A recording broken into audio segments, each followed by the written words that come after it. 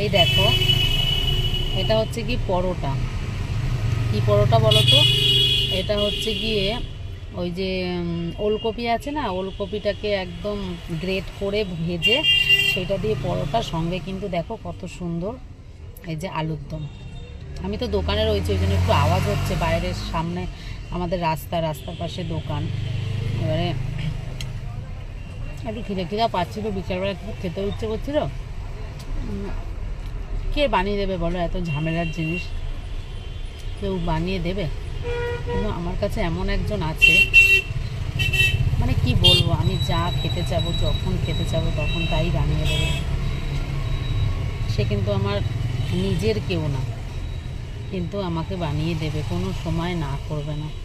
আর এমনি ভাত ডাল তো সহজ হয়, আর এই খাবারগুলো বানানো কতটা কঠিন বলো?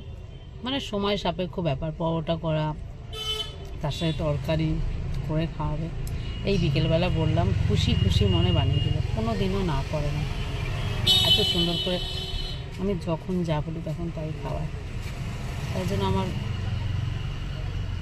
ভালোও লাগে, আর ভাবি যে আমার আপন কেউ হলে হয়তো এরকম বানিয়ে আমাকে খাওয়াতো না। দোকানে একটু সময় পেলাম, কাস্টমার নেই, এখন থেকে দোকানের নিচে বসে পড়েছি খাওয়ার জন্য।